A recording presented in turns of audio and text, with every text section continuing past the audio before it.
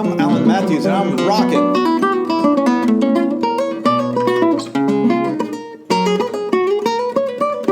Man, this is great. That was a perfect practice. I'm getting good.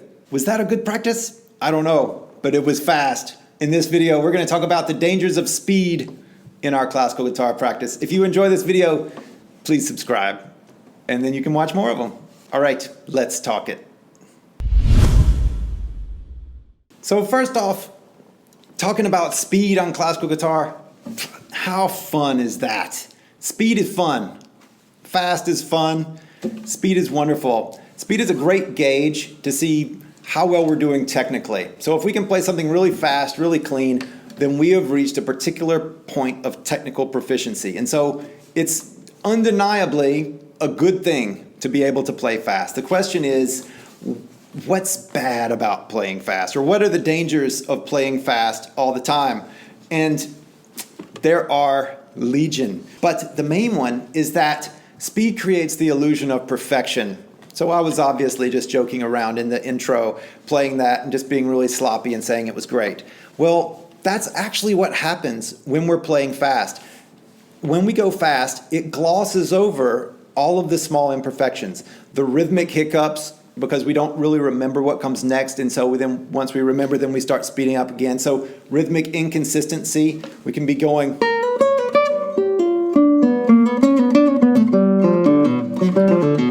We can slow down and speed up without realizing it because we're just playing as fast as we can, and then when we get to a part that we can't play as fast, then we just don't play it as fast, and then we speed up once we get to the comfortable stuff again. So oftentimes in playing too fast, we don't realize that we're doing that.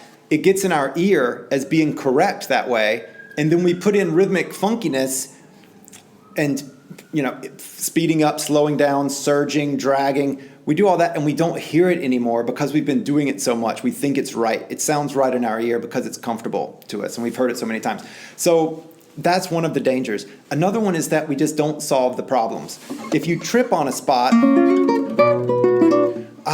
there's just this note in there that isn't speaking. There's a buzz there, or whatever it is. If you're playing fast through, chances are you will never come back and fix that spot. You'll never do the slow work if you're not in the habit of doing slow work. Then you'll never actually fix that spot. It will always be rocky, and it'll just never do. And playing it through a million times fast isn't going to solve the problem. If anything, it's going to ingrain the mistake that is causing the problem in the first place. And so that's the big danger of going too fast in our practice, is that we don't actually solve problems. Another danger is that when we're playing fast, normally all of our brain power is going into one question, and that is, what's the next note? And so once we're playing this passage, this is from La Cathédrale, by the way, this little example I keep playing by Barrios. And so then once we get that, and we're just playing it fast all the time, then we may not be asking other questions. The only question we ask is, what are the notes, and am I actually playing the note in time? Instead of, what's my tone quality? Is it really 10?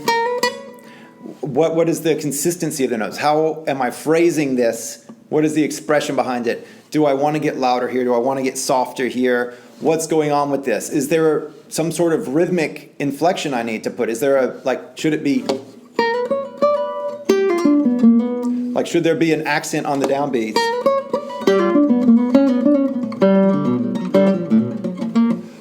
Should there be? I don't know, but if I'm just blasting through and never asking any other questions besides how fast can I go, then I won't actually solve that. I won't have an answer for that. So then that's the thing, is that it can be a distraction from other musical issues. It can also be a distraction from right hand technique if there's some problem that we aren't solving there. It can also be a tone quality, a fluidity, tension in our bodies, all kind of things.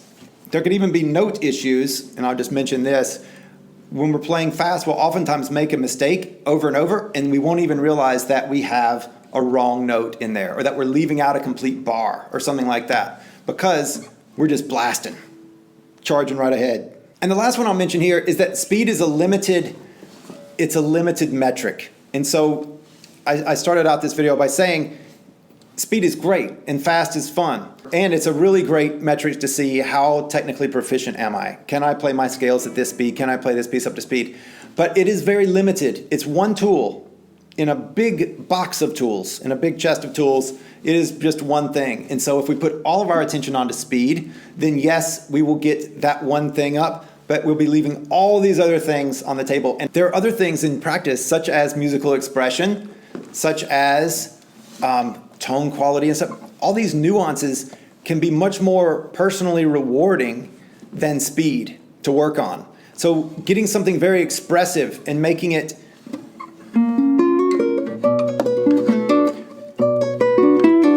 that get louder, da da da da da da. If there's some sort of emotional component to it, it can be so much more rewarding in our practice to work on that kind of stuff than just how fast can I play it. So these are a few dangers of speed in the practice. So by all means, work on speed. Speed is great.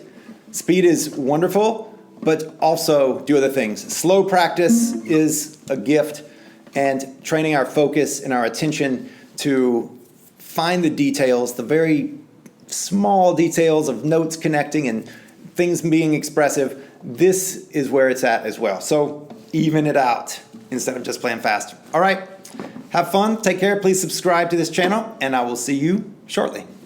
Bye.